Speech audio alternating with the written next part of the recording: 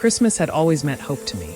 Not just lights, gifts, or music, but the quiet promise that something good was finally coming. That year, more than ever, I believed it. I believed she was the miracle Christmas was bringing into my life. The city was glowing under strings of golden lights. Every shop window looked like a dream someone had carefully designed. Snowflakes, red ribbons, artificial snow falling behind glass. People walked past me laughing, holding hands, sharing warmth. And for the first time in a long while, I didn't feel left out. I felt chosen. I felt sure. Because this Christmas, she had promised me. We had planned everything weeks in advance. She said, "This Christmas will be different. Just you and me." I remembered those words clearly. I repeated them in my mind like a prayer every night leading up to December 25th. I bought her gifts slowly, carefully. Not expensive things, meaningful ones. A soft scarf in her favorite color, because she always complained about winter. A small bracelet with a charm shaped like a star, because she once told me she felt lost sometimes and needed something to guide her. And a handwritten letter, folded neatly, carrying words I'd never had the courage to say out loud.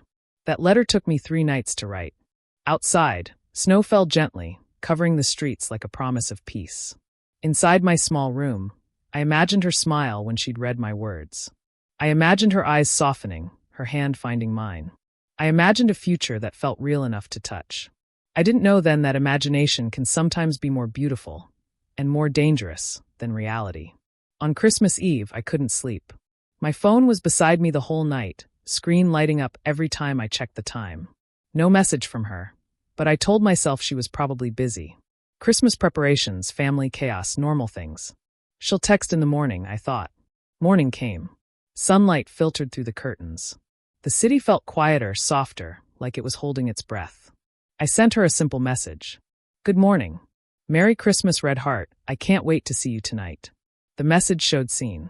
No reply. I didn't panic. Not yet. I got ready slowly, showered, dressed in the jacket she liked on me.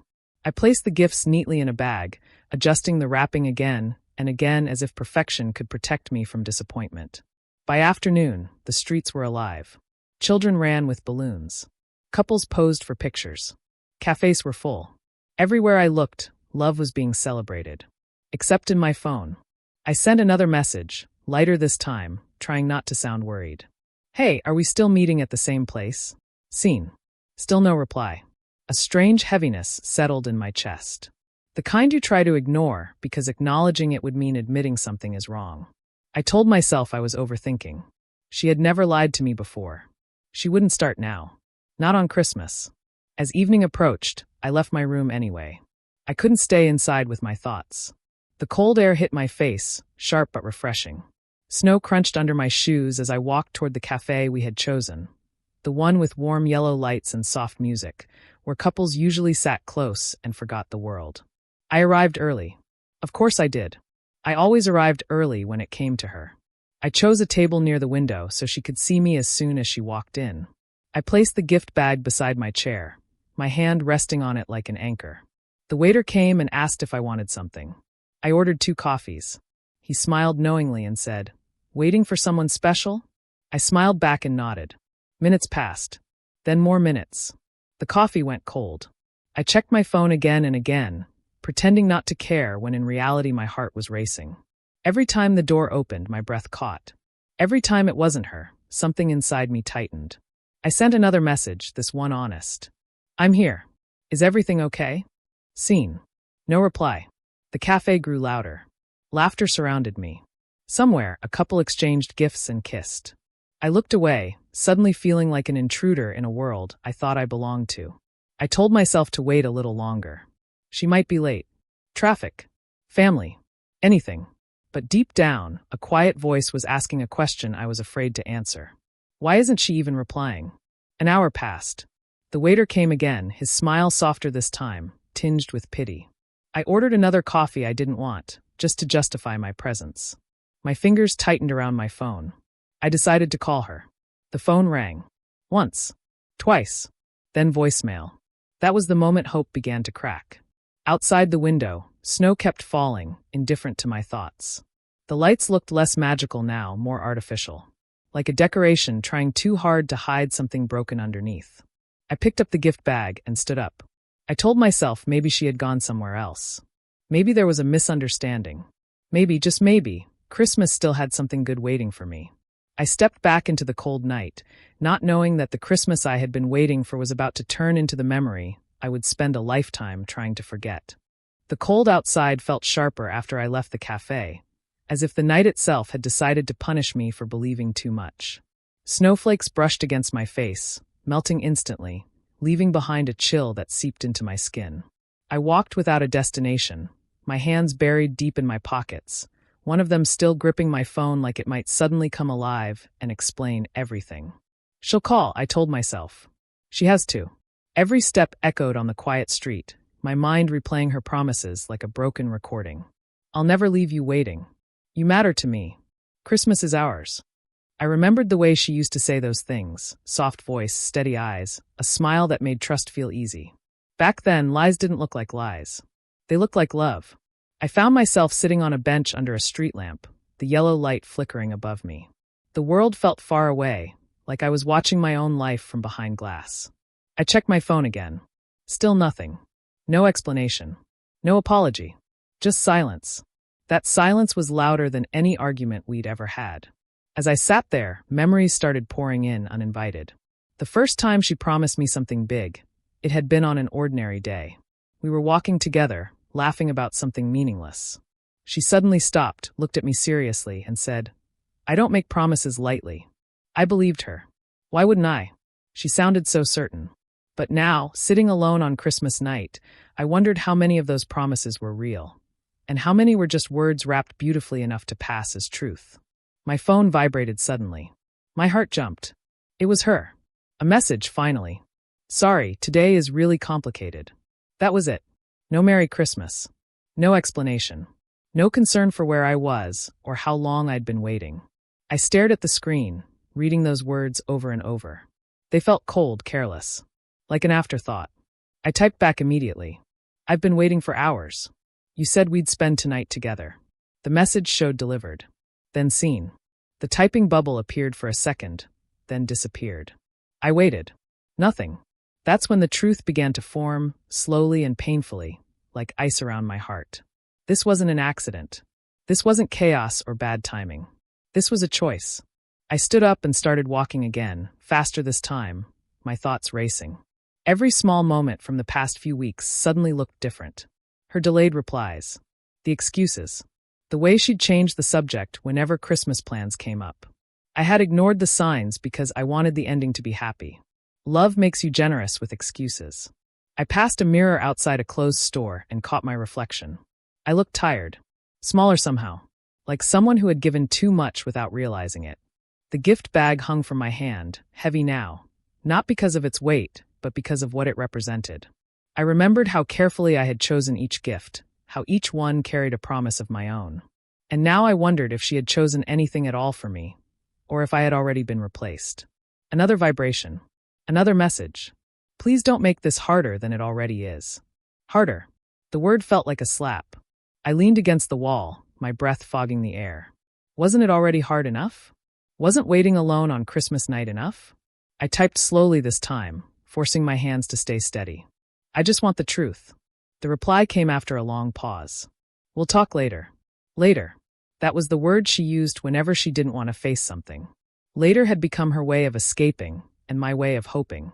But something inside me broke at that moment. I realized that while I was sitting alone, she was somewhere else.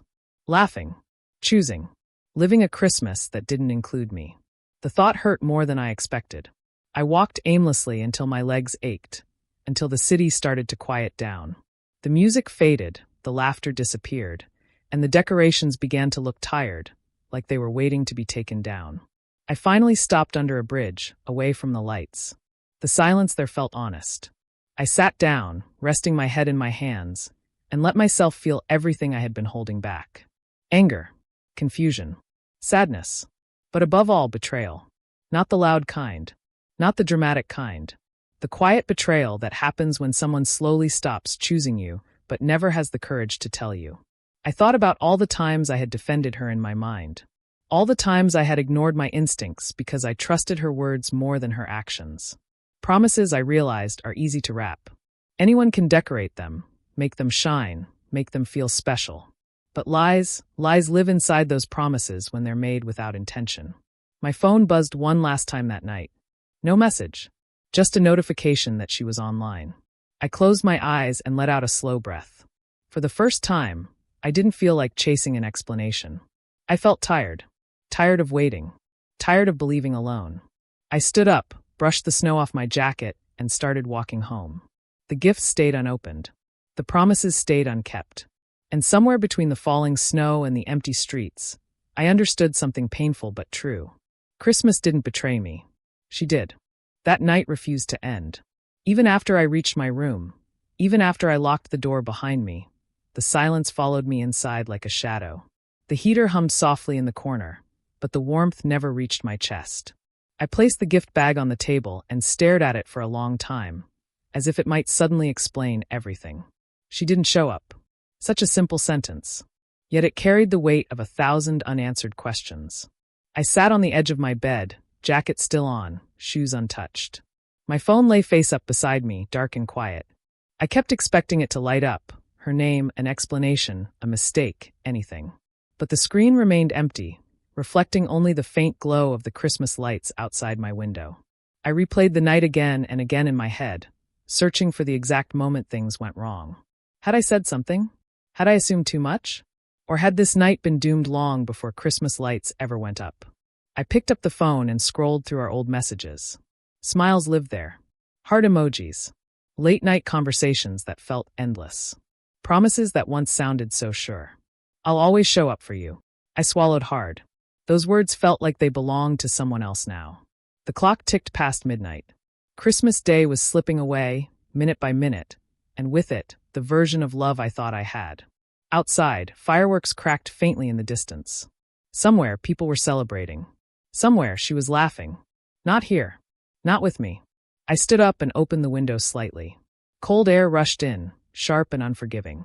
Snow rested quietly on rooftops and cars, covering everything evenly, as if the world wanted to pretend nothing had gone wrong. I wondered where she was at that exact moment. That thought hurt more than anything else. I imagined her phone lighting up with messages she actually wanted to answer.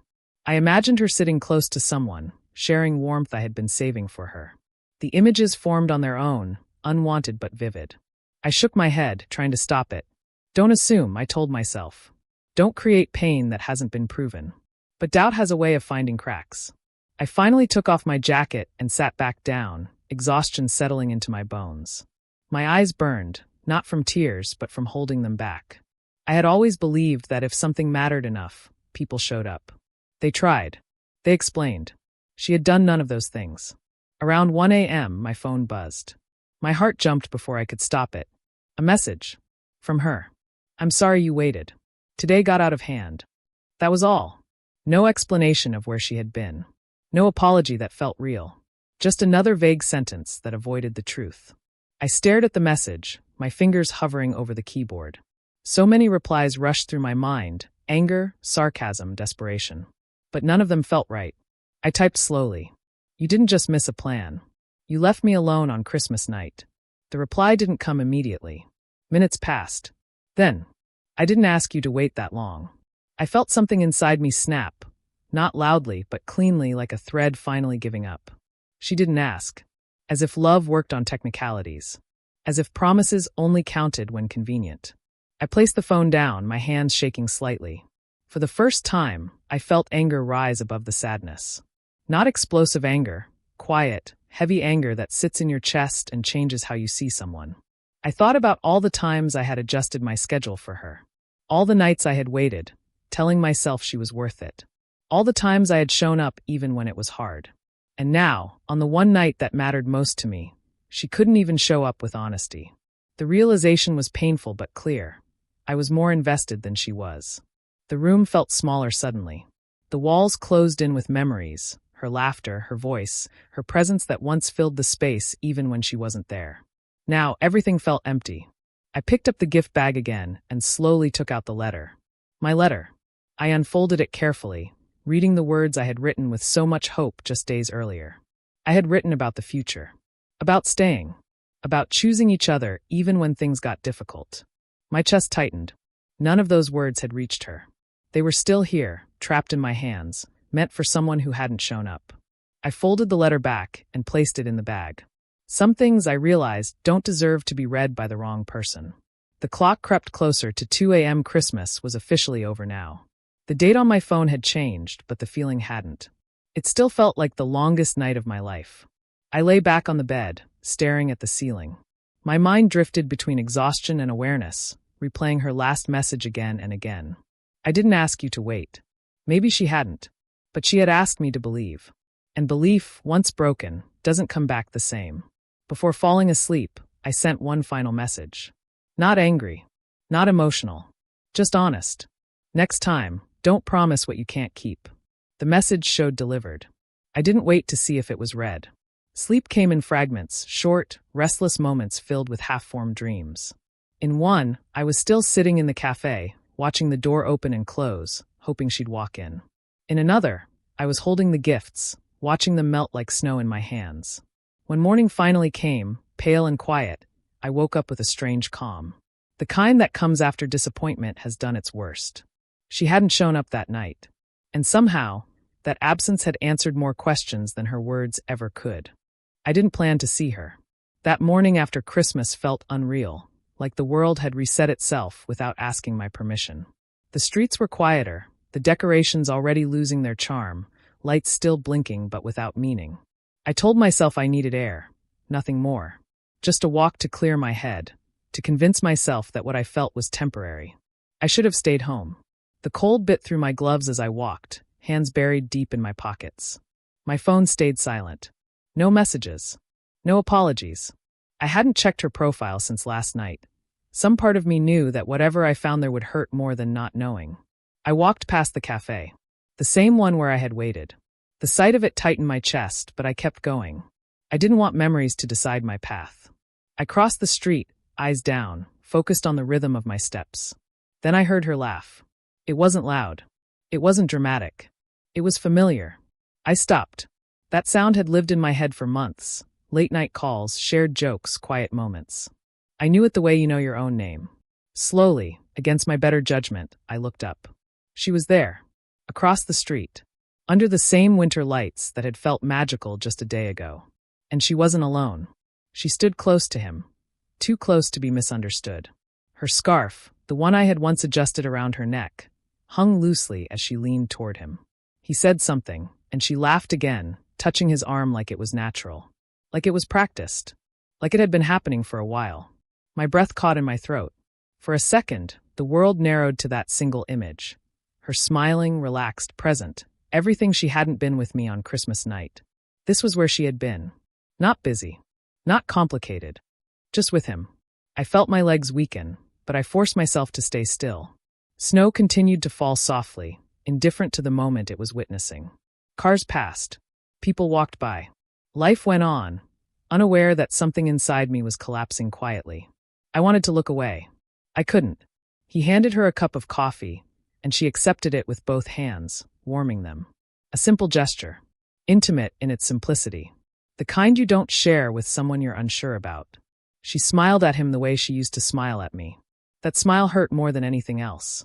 My mind raced, trying to make sense of what I was seeing. Maybe this was a coincidence. Maybe he was just a friend. Maybe. But then she leaned in and whispered something. He laughed. Their shoulders touched. She didn't pull away. There are moments when denial dies instantly, without argument. This was one of them. I felt anger rise, sharp and sudden, but it didn't explode. It settled deep in my chest, heavy and suffocating. Not just anger at her, but at myself. For believing. For waiting. For defending someone who had already chosen someone else. I remembered her messages. We'll talk later. Today got out of hand. I didn't ask you to wait. Lies don't always sound like lies. Sometimes they sound like excuses wrapped carefully to avoid guilt. I took a step back, instinctively hiding behind a parked car. I didn't want to be seen, not because I was afraid, but because I didn't want to give her the satisfaction of an explanation. I didn't want tears. I didn't want apologies made only because the truth had been caught. I watched them for a few more seconds, seconds that felt like hours. Then he put his arm around her. She didn't resist. That was it.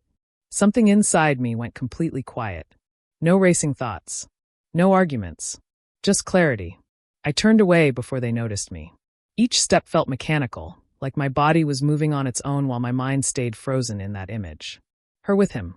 On the streets I had walked alone the night before. The unfairness of it burned. I had spent Christmas waiting. She had spent it choosing. I walked until my chest ached, until the cold no longer mattered. When I finally stopped, I leaned against a wall and closed my eyes, letting the truth settle. It wasn't just that she was with someone else. It was that she had let me wait. Let me hope. Let me believe. That was the betrayal. I pulled my phone out, my fingers trembling.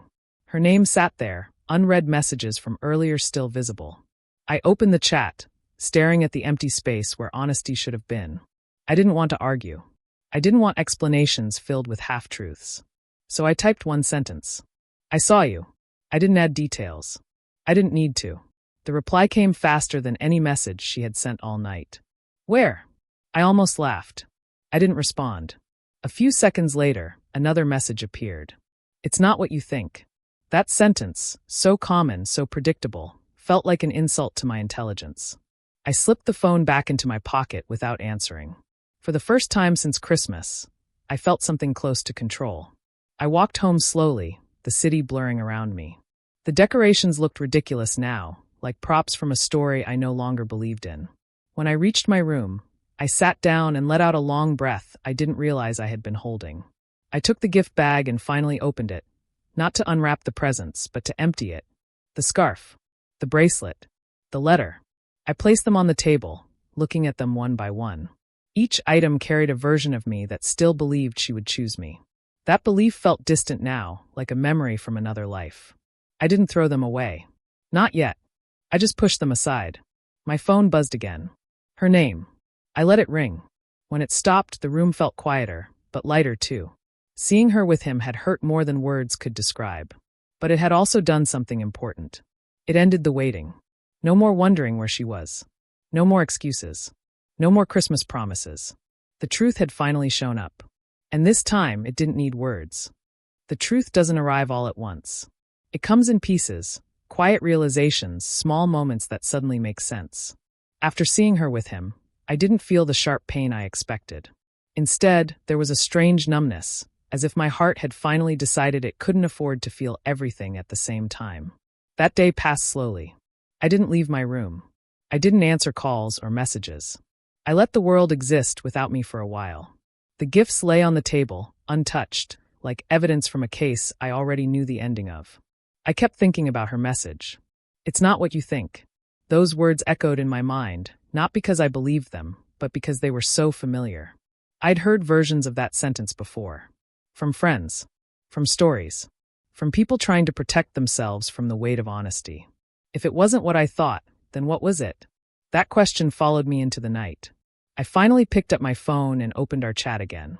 There were more messages now, longer ones sent after I stopped replying. Please answer. You're misunderstanding everything. I didn't plan for this to happen. I read them slowly, carefully, as if searching for a hidden truth between the lines. But all I found were explanations without responsibility. Words that tried to soften a reality that didn't want to be softened. I replied with a single message. Then tell me the truth. The typing bubble appeared immediately. Then disappeared. Then appeared again. Minutes passed. Finally, a long message arrived. She wrote about confusion. About feeling stuck. About not wanting to hurt anyone. She said he had been there for her when things felt uncertain. She said nothing had officially happened yet. She said Christmas wasn't supposed to be like this. I read it twice. Then a third time. And somewhere between her sentences, I saw it clearly. The truth wasn't that she had chosen him. The truth was that she had stopped choosing me long before Christmas night. The betrayal wasn't sudden. It was slow. Quiet. Hidden behind smiles and half-promises. I had been holding on to a relationship she was already emotionally leaving. I typed back, my hand steady for the first time in days. You didn't just hurt me by choosing someone else. You hurt me by letting me believe I still mattered. Her reply came quickly. I never meant to lie. I closed my eyes. Intentions don't erase impact. Lies don't always come from malice. Sometimes they come from fear, from not wanting to be the bad person in your own story. But fear doesn't make the damage disappear. I asked the question I had avoided since Christmas. How long? There was a pause. longer than before. Then, a few weeks. A few weeks. That answer rewrote everything. The plans, the messages, the promises, Christmas itself. Every memory from that time now carried a different meaning, like discovering a familiar room had hidden doors you were never allowed to see. So while I was buying gifts, she was pulling away. While I was waiting in the cafe, she was choosing someone else. While I was believing, she was preparing an exit. I felt anger then, real anger, but it didn't control me. It clarified me. Why didn't you tell me? I asked. Her response was honest, finally. Because I didn't want to lose you. That sentence hurt more than any lie. She didn't want to lose me, but she was willing to betray me. Willing to let me wait alone on Christmas night. Willing to protect her comfort at the cost of my dignity. I put the phone down and leaned back, staring at the ceiling. The truth had unwrapped itself completely now, ugly and undeniable. Love shouldn't require you to beg for honesty. I stood up and went to the table. The gifts were still there, waiting. I picked up the scarf first, running my fingers over the soft fabric. It smelled faintly like the store. New and used, like the future I had imagined. I folded it neatly and placed it back in the bag. Then the bracelet. The star charm caught the light, shining quietly. I remembered why I chose it, because I wanted to be something stable in her life. A guide. A constant. I realized something then. I had been trying to be her anchor while she was already drifting toward someone else. Finally, I picked up the letter. I unfolded it slowly, reading it one last time. The words were sincere. Vulnerable. They came from a version of me that believed love was enough if you gave it honestly. That version of me deserved better. I tore the letter in half. Then again. Small pieces, falling quietly onto the table. It wasn't dramatic. It wasn't angry. It was necessary. My phone buzzed again. "Can we meet and talk?" she asked. I looked at the screen for a long moment. The truth had already been spoken. Meeting wouldn't change it. It would only reopen wounds that were finally starting to close. I replied simply. There's nothing left to explain. The typing bubble appeared. Then stopped. For the first time, I didn't feel the urge to wait for her response. I turned my phone face down and let the silence exist. It felt different now, not heavy but clean. Honest. Unwrapping the truth had hurt. But it had also freed me. I no longer had to imagine. No longer had to hope blindly. The story was clear, even if the ending wasn't the one I wanted. I gathered the torn pieces of the letter and threw them away. Then I took the gift bag and placed it in the closet, out of sight. Not because the memories were gone, but because they no longer needed to sit in the center of my life. That night, as I lay in bed, I realized something important. The worst part of betrayal isn't losing the person. It's losing the version of yourself that trusted without fear. But losing that version also makes space for a stronger one. And for the first time since Christmas, I slept without waiting for a message. Morning arrived quietly. No dramatic sunrise. No sudden clarity. Just a pale light slipping through the curtains, touching the edges of a room that had witnessed too much silence. I lay there for a moment, listening to my own breathing, noticing something unfamiliar. Peace. It wasn't happiness, not yet. But it was the absence of chaos, and that felt like progress. For the first time since Christmas night, my phone wasn't the first thing I reached for. It lay on the table, face down, powerless. I didn't wonder if she had messaged. I didn't replay conversations in my head. The waiting was over, and with it, the version of me that lived in anticipation of someone else's choices. I got out of bed and opened the window. Cold air rushed in, sharp and honest. The city was waking up, cars starting, distant voices, life moving forward without asking permission. I stood there, letting the air fill my lungs, and realized I was still here. Hurt. Changed. But still standing. I made coffee and sat by the window, watching people walk by below. Some were alone. Some were together. Everyone carried their own story, their own quiet battles. For weeks, I had felt like my pain was unique, unbearable. Now I saw it differently. Heartbreak doesn't isolate you. It connects you to every person who has ever loved sincerely and been disappointed in return. My phone buzzed once. A notification. Not from her. Just the day beginning.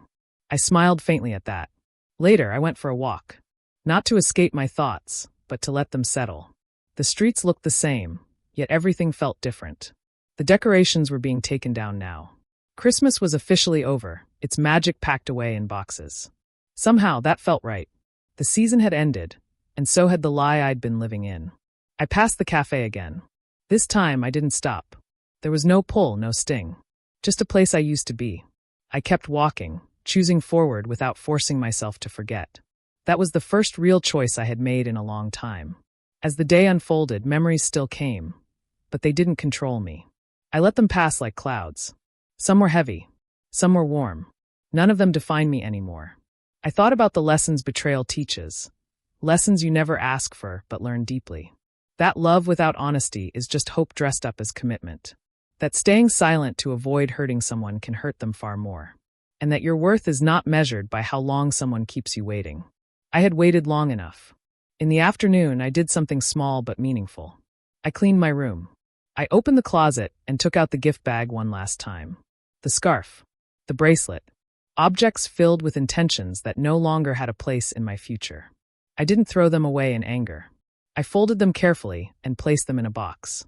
Not to hold on to the pain, but to honor the part of me that loved genuinely. Then I closed the box and put it away, out of reach but not erased. Healing isn't about deleting the past. It's about no longer living inside it. As evening approached, the sky turned soft shades of gray and blue. I sat on the balcony, watching the city lights flicker on one by one. Somewhere, someone was celebrating something. Somewhere else, someone was hurting. And here I was, between those two truths. My phone buzzed again. This time, it was her. One message. I hope you're okay. I stared at it for a long moment. Weeks ago, that message would have meant everything. Now it felt late. Not cruel. Just unnecessary. I didn't reply. Not out of anger. Out of respect for myself. I turned the phone off and placed it beside me, letting the night settle in. The silence felt different now. It wasn't empty. It was spacious. I thought about the future, not in detailed plans, but in possibilities. In mornings that wouldn't start with anxiety. In relationships built on clarity, not confusion. In choosing someone who chose me back, without hesitation. Betrayal had taken something from me. But it had also given me something rare. Self-awareness. I understood now that love should feel safe. That being alone is better than being someone's option. That walking away is sometimes the bravest form of self-respect. As night deepened, I stood up and looked at my reflection in the darkened window. I looked different. Not weaker. Just more honest. This wasn't the ending I wanted when Christmas began. But it was the ending I needed. A new dawn doesn't erase the night that came before it. It simply proves that darkness is never permanent. And as I turned off the lights and went to bed, I knew one thing with quiet certainty. I would love again. Not recklessly. Not desperately. But fully. And next time, I would never wait alone.